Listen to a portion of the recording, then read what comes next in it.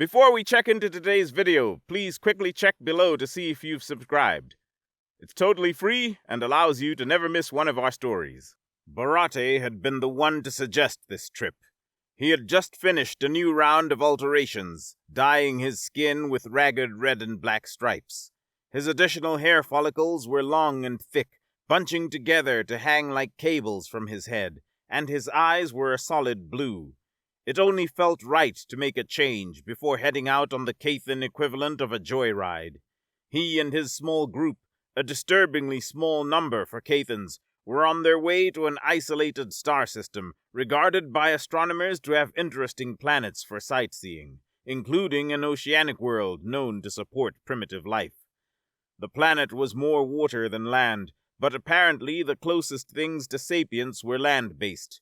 Moreover, some of the older Cathan records suggested that there should have been some kind of advanced civilization on the planet, or at least in the area, but nothing was visible to inspections aside from background radiation. Very strange, and worth some tourism. Cathan's historical records showed that they were once all very similar, lanky and pale, with pastel flesh colored between teal and periwinkle blue. They all had sported thin lips, small button noses, and small tufts of hair on their heads. Nowadays, Cathans varied immensely. Skin dyeing was commonplace, subdermal injections spreading throughout the flesh to tint them yellow or red, or even more exotic mixes of colors and patterns. Hair implants were near universal, giving the aliens shaggy manes or lengthy topknots. Their pale eyes were adjusted via nanotechnology to show all manner of colors, some even alternating between the RGB spectrum. The Cathan polity was widely regarded as the most advanced civilization in the galaxy. Their spherical vessels could instantaneously alter direction with little to no loss of momentum, and their people lived in floating arcologies above the pristine and restored natural landscape of their home planets. All Cathans were networked together from childhood via neural implants, allowing them access to communal information and near-instantaneous search for consensus. This networking led to a communalism where Cathans were loath to be alone for any period of time. All vehicles were designed for multiple passengers. This particular partition, as a smaller group of Cathans was commonly known, was experiencing a sort of withdrawal. Even with 4 Cathans aboard the sphere, they all felt terribly isolated. Cathans were used to continual contact with thousands, if not millions or more, depending on their proximity to wide-band transmitters and server banks. It was isolating, cold, and despite the fact that they'd rented a smaller sphere to better feel one another's physical presence, they still felt alone. The partition was alternating pilots so they didn't get bored, and Vherstinae's current partner was at the helm. Divnis was taller than her current source of intimate frivolity, long and lanky even by Cathan standards. She was relatively normal as her species went, light blue skin and a tuft of pink hair on her head.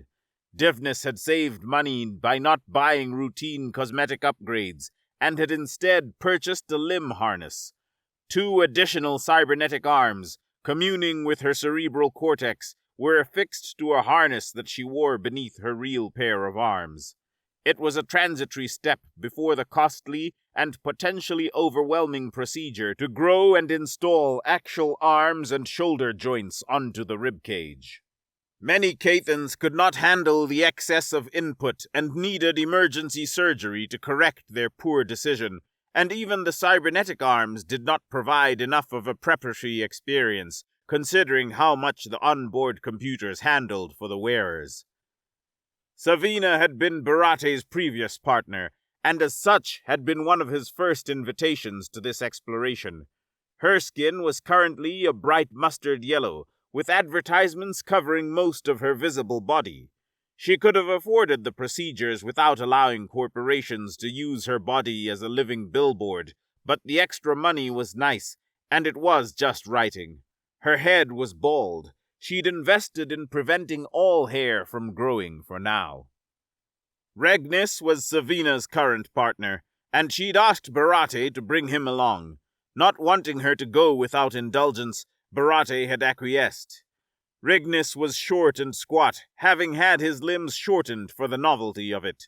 His body was a universal matte black, and his eyes were gold, a heavy mane of silver hair spilling down his back and shoulders. The sphere that Vherstinae had selected was small but well-appointed, a rare creation that was apparently modernized up from older generations. Nowadays, you wouldn't find a sphere that could accommodate fewer than 20 Cathans, but this sphere was rated for only 6. The exterior and interior had both been renovated. According to the rental shop, it had at one point featured elaborate designs on the surface rather than the perfectly polished chrome sheen that modern Cathans favored on their vehicles and buildings. Inside the sphere was all smooth beige cushioning, with numerous screens and speakers hidden inside the furniture to be drawn out. 12 screens and 8 speakers were stored in the sphere, and would make the interior terribly crowded if they were all drawn out at once. The beds were simply slotted into the walls, just simple places to sleep. Ideas like privacy were outdated for the Cathans. The quartet of Cathans, barely a partition, kept themselves occupied with several different screens open at once. With so few of their number in range, they needed stimulation to avoid the crushing horror of silence. They talked over one another, had 3 different videos running, 2 music playlists, and of course, the stimulation of the planets and asteroids whizzing past. Due to this passive taking in of information, it took the partition tragically long to recognize the alert for exotic radiation. Divnus yelped as her harness spasmed, the radiation belt disrupting the connection to her brain. Her cybernetic arms began grasping at nothing, or at her own body, and the grip was agonizing. Without restrictions on pressure, the cybernetic hands could inflict very real damage. She fell to the side, one hand still clutching the controls, her weight pulling the vessel leftward. Vherstinae leapt to his partner's aid, grabbing the U-shaped control handles and wrenching them back toward the center of the console. "Help Divnus! We're gonna crash!" he shrieked. Savina and Rignis grabbed onto Divnus, the smaller male trying to help wrangle the cybernetic arms, while his partner did her best to drag Divnus away from the console and out of the pilot's seat. Vherstinae gritted his teeth. The sphere was sluggish, even discounting the extra weight from Divnus' agonized death grip on one of the control handles, the radiation having somehow caused hopefully temporary damage to the sphere's circuitry. He let out a savage roar as he used his entire body weight to force the sphere rightward and away from a collision course with the moon.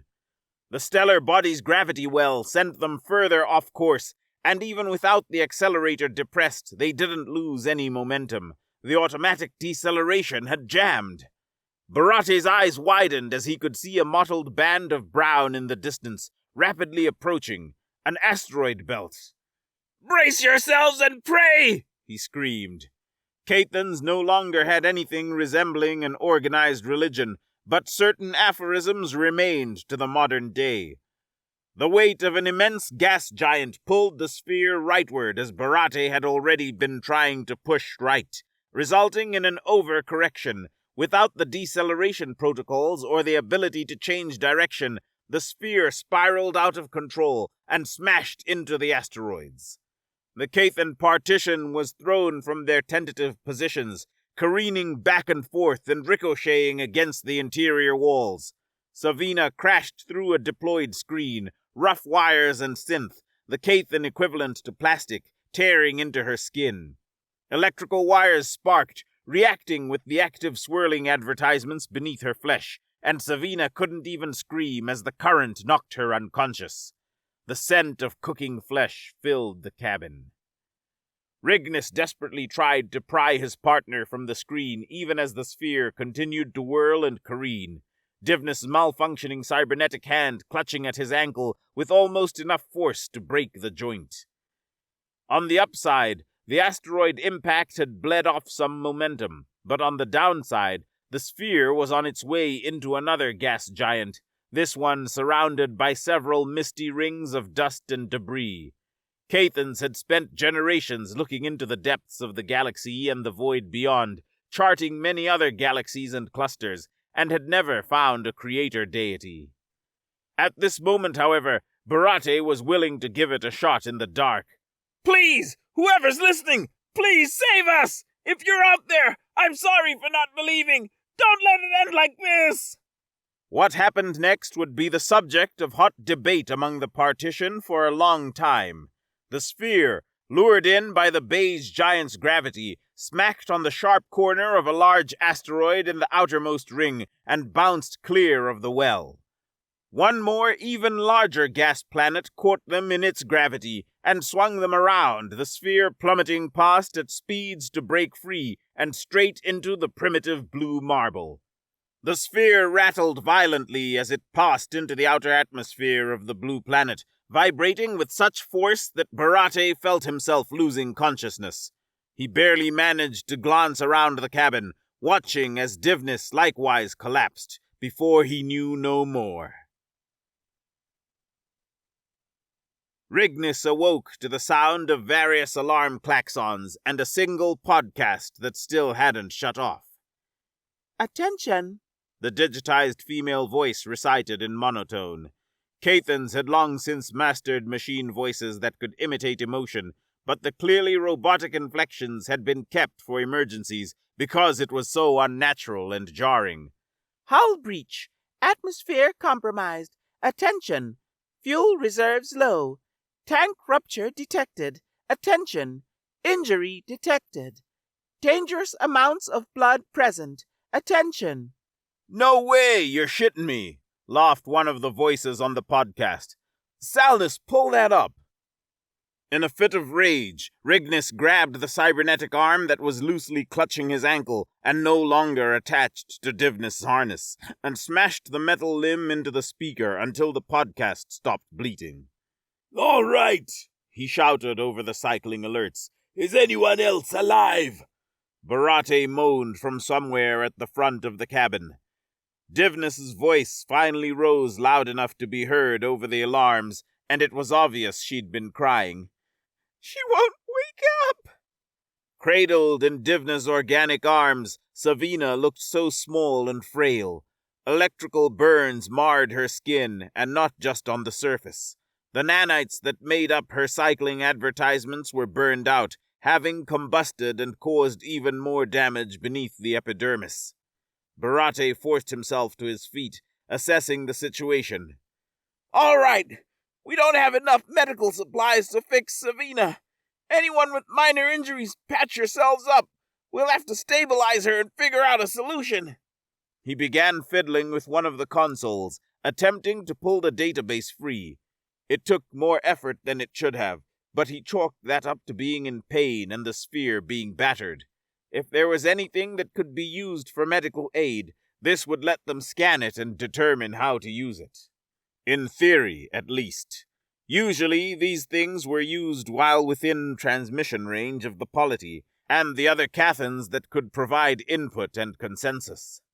With only a shipboard database to reference and no idea of the quality, they simply had to hope. Thankfully, the planet had a breathable atmosphere, inert nitrogen interspersed with oxygen, so they weren't in danger of suffocation or poisoning just from breathing. Prying open the sphere's port side hatch, Vherstinae forced himself outside into the harsh yellow glare of a close star. Not many habitable planets were quite so near to their sun, and the red-dyed Cathan could feel ultraviolet light scouring his skin. He was already regretting having gone on this trip so recently after the new dye job. At least the sphere's in-atmosphere momentum dampeners had kicked in. They had been on a different system, inaccessible by manual input, and by some miracle had not been fried by the radiation through which the sphere had passed. Instead of impacting the planet with enough force to detonate a massive crater and reduce the passengers to paste, the vehicle had carved a relatively sedate divot in the ground. The soft thud and crunch of boots on underbrush drew their attention far too late to prepare any response, the partition's ears still ringing from the impact and damage. A strange creature emerged, looking rather like a Cathan if one had been both creative and lacking in innovative spark. Quite the achievement. The being had pinkish-beige skin, a triangular and crooked nose above thin lips, pinker than the rest of its flesh, and dull blue irises set in white eyes. It wore a strange set of clothing, the upper wear a kind of black and red checked pattern with additional red lines throughout, while its lower covering rose higher to cover its front as well, a kind of muted blue material that rose up and looped straps over the shoulders. Heavy brown boots covered its feet, and a broad brown hat kept the sun from beating down on it. The Cathanoid gestured at them, speaking in a guttural language. It sounded as if the creature was asking a question, the sentence lifting upward at the very end, but it was difficult to gauge exactly. More shockingly, it didn't seem frightened by their appearance. Vherstinae took in a sharp breath. He had never expected to be part of a first contact scenario. We don't understand you. We're hurt and need help. He gestured for the creature to come toward the sphere. He just had to hope this thing was benevolent. It had a language, so at the very least it was sapient. Once it could see into the sphere, Vherstinae pointed the creature to Savina, draped over the central sofa. "She's really wounded. We don't know what we'll do." The pink thing sharply inclined its head. It grunted something in its language, miming lifting and carrying, motioning inside the sphere, then outside. It wanted them to pick her up? If it was offering to help. Vherstinae took Savina's front half, Divnis her legs, and Rignis was left in the middle to support her torso. They followed their rescuer deeper into the forest, beginning to notice the smell of something burning. While Vherstinae had never smelled it firsthand, this reminded him of some stimuli that evoked old wood fires. The pink creature led them to a structure made from wood, gentle light glowing out from glass windows. It opened the front door and ushered them inside, then quickly set up a sofa for them to deposit Savina. The creature continued to speak, apparently to itself as it wandered around.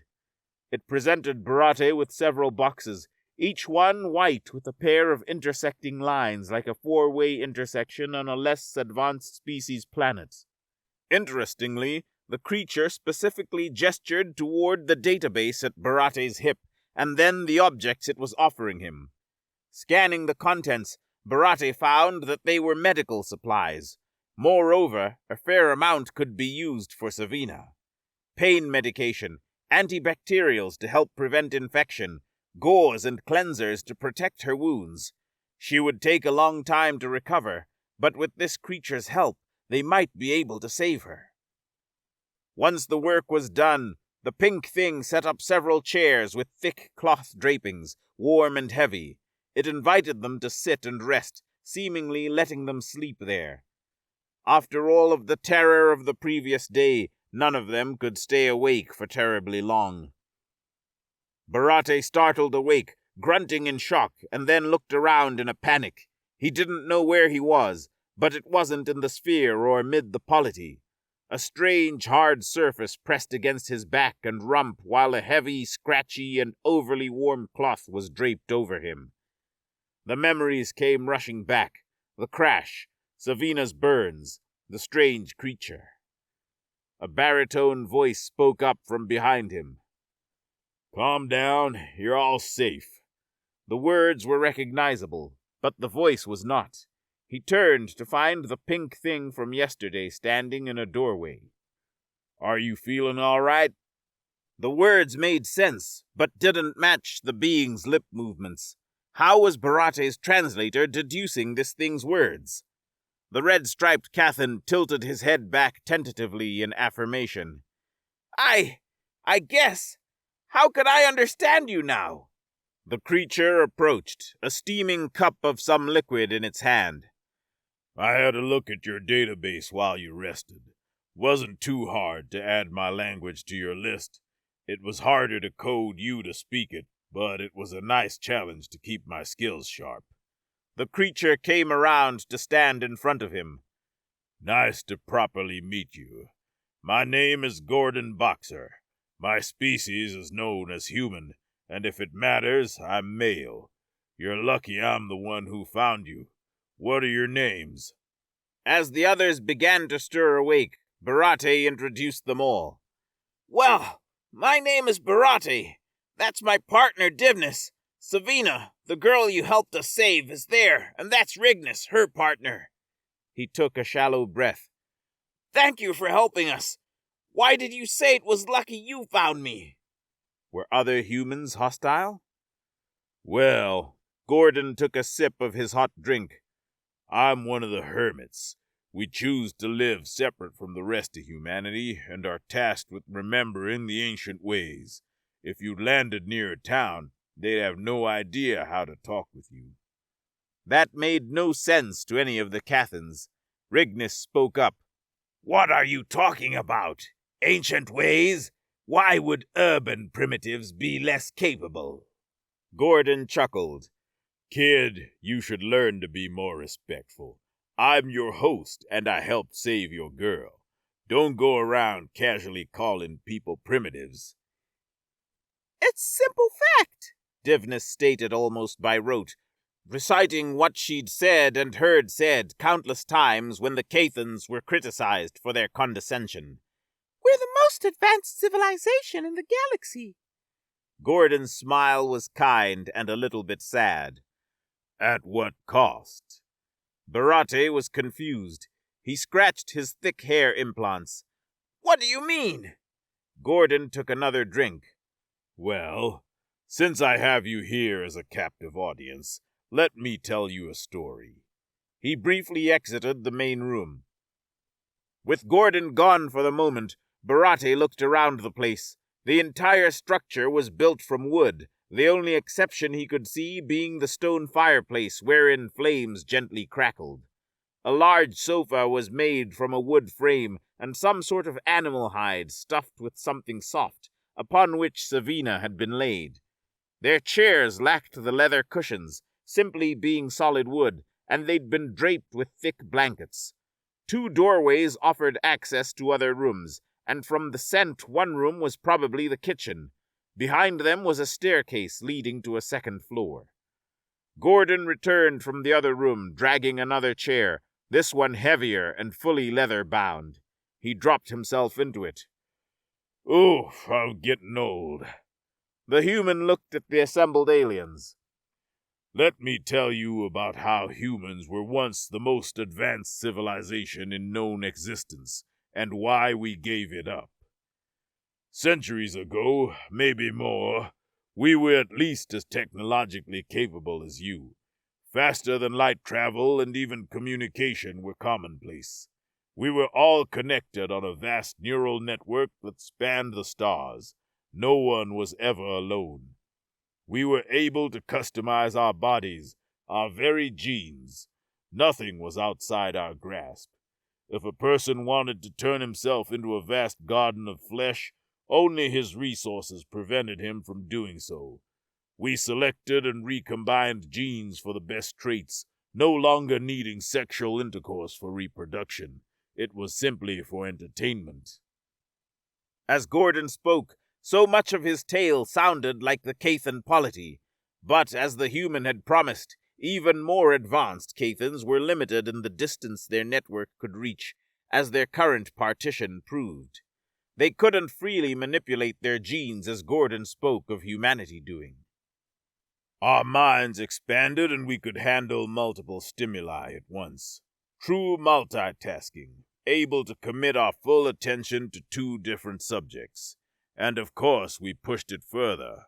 More and more sources of input and information. It was never silent, a cacophony of information, of sensation. Nothing was taboo, because we had advanced beyond morality. Primitive ideas of objectivity were beneath us." Divnus did not like how closely this was resembling her people.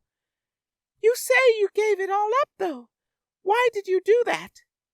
"Because it was killing us," Gordon replied flatly, no hint of hyperbole or theatricality in his voice. And I don't simply mean that our birth rates had cratered. We worked to keep our production of children at replacement levels, but very few people cared to take time from the rush of life to raise the next generation. All of our child rearing was done via artificial intelligence, our children raised by glowing screens. But that's not really what I mean. It wasn't just killing us physically, with barely replacement levels of reproduction. It was killing our souls. Every generation, people were more miserable, needing medication and even gene therapy just to produce enough serotonin and other positive hormones to stave off mass suicides. And soon enough, we needed more. It was all unnatural, rebelling against ourselves. We'd stripped our lives of meaning and attempted to create meaning in the meaningless, shaping our lives around group consensus and endless stimulation.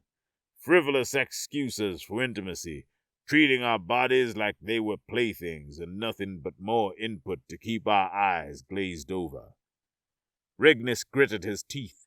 He remembered how many video and audio channels they'd had open at once, how he'd crushed the speaker with Divnus' arm just to make it shut up. So humans were too weak to handle our technology.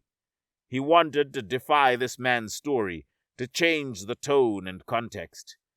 Gordon's eyes locked with him, blue boring into gold. Tell me, or maybe you should. He looked to Vherstinae, since you have the database. In your historical records, from even a century ago, your buildings had more detail, didn't they? Vherstinae's widening eyes gave Gordon his answer. But now it's all uniform, right?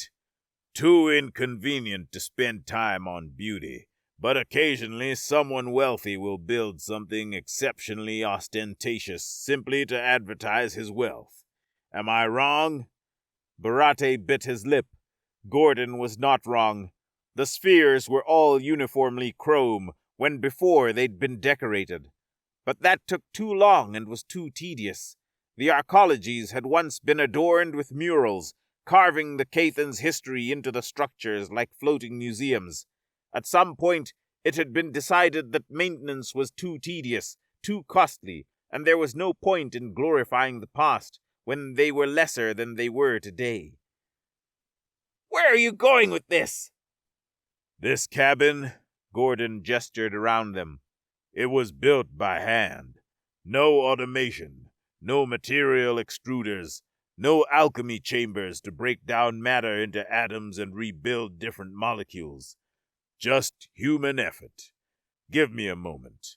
With another grunt, he stood and headed upstairs. The stairs creaked, as did the ceiling, but he returned shortly with something in a rectangular frame. This is a painting of Westfall Cathedral. It was all built by hand to glorify something greater than ourselves and show our pride in the beauty of our work. If the painting was to be believed, the structure was stunning. The central building was tall and broad, with a vaulted, sloped roof and even higher steeples in the front and back. Flying buttresses extended from the sides, and across nearly every surface of the stone structure were carvings of figures, most recognizably human, but some different, sporting wings or other accoutrements. The carvings had been crafted and painted by hand. At the center, above the massive double doors, was a mural made with such love and care that it made the Cathans' breath catch in their throats. They knew not what scene it depicted, but the sheer devotion with which it had been crafted was humbling. Humans were assembled before a set of rolling hills, some in mourning, while others clearly hurled abuse at a central figure ascending one of the hills. The man was robed, with long hair on his head and face, carrying an enormous chunk of wood that reminded of the red intersection that had adorned the medical crates. Vherstinae finally spoke, his voice soft as if he feared speaking too loudly would disturb something. What happened to your people? Like I said, Gordon replied with a bitter smirk, we realized we were killing our souls. We'd thrown away everything, glorified ourselves while we discarded everything that made us human, made us people. We were engines of consumption, living only to excite ourselves and growing more miserable with each passing year. His smirk pulled wider, a pained grimace. I wish I could say we figured it out, distributed our findings, and came to a universal decision to renounce our ways. I wish I could say that. Instead, we only found ourselves after a terrible war. The human seemed to hug the painting before setting it to the side. Nihilism settled in, a conviction that nothingness was all that awaited us. We clamored more and more to stimulate ourselves, to keep the malaise at bay, and we feared death more than anything. Death brought an end to our experiences, an eternal nothingness. More and more, those with the resources spent them on increasingly advanced technology to stave off death, becoming functionally immortal. Of course, he chuckled mirthlessly, functionally is the operative word here. Eventually, those who weren't quite as wealthy became bitter and envious, rallying those without resources into a raging surge of violence and resentment. Humanity clashed against itself, and by the end of the war, trillions had been reduced to 2 billion and change. None of the Cathans spoke.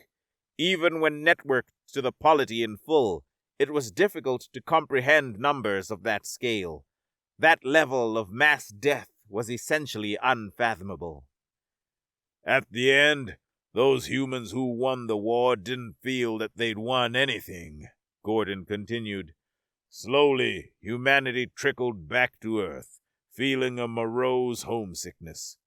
Maybe everyone thought they'd go there to die. But in the aftermath, something changed. Exactly what isn't well documented. But through the people came a new idea, that this fear of death, the pursuit of sensation, the glorification of our basest instincts, that was what had been destroying us. Perhaps it was born of a mass delusion, an insistence that this war had to have meant something, and therefore we had to chart a new course going forward. But as a people, we decided that we'd gained far less from our advanced technology than we had lost. Divness raised her one remaining cybernetic hand. So, if you abandoned your technology, how did you program your language into our database? Why weren't you shocked by a bunch of aliens? The human smiled. Like I said, I'm a hermit.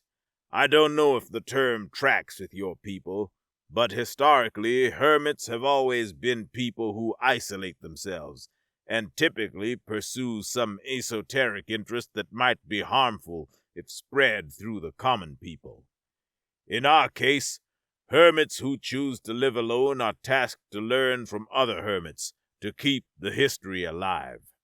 We memorize the history of humanity's fall and rebirth, and we are the ones who remember how the ancient technology works. We didn't abandon our mightiest inventions. They slumber beneath the earth or are entombed on the moon, ready if they are ever needed again.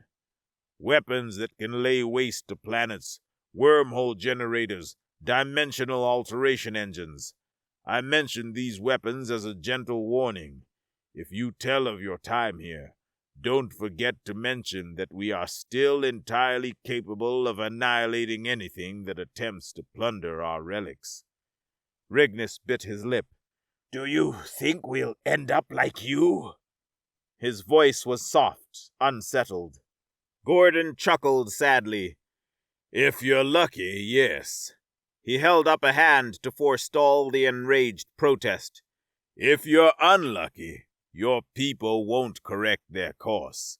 You'll limp along, indulging more and more in desperation to stave off the creeping malaise, until as one you give up and stop trying. That was a terrifying prospect.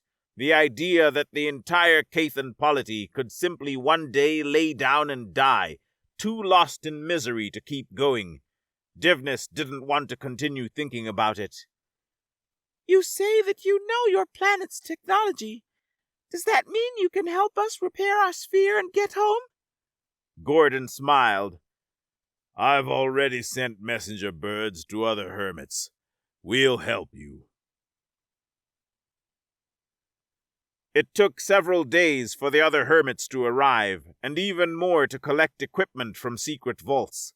Advanced computer-piloted drones gambled around the downed sphere, reprocessing matter to rebuild every broken aspect from the ground up.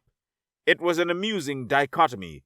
Men and women in simple cloth outfits, toting wagons made of wood, who subsequently made use of technology so advanced even the Cathans could not hope to comprehend how it functioned. Over those days, Savina finally awoke, though she was still too weak to move far under her own power. She rested in a wagon of her own, one of her partition, usually Rignus, carting her around. As the finishing touches were applied to the sphere, and the same podcast came blaring back on until Rignus switched it off under a torrent of curses, Vherstinae approached Gordon. I've been wanting to ask you something, but I wasn't sure how. Now, well, if I don't ask, I'll never know.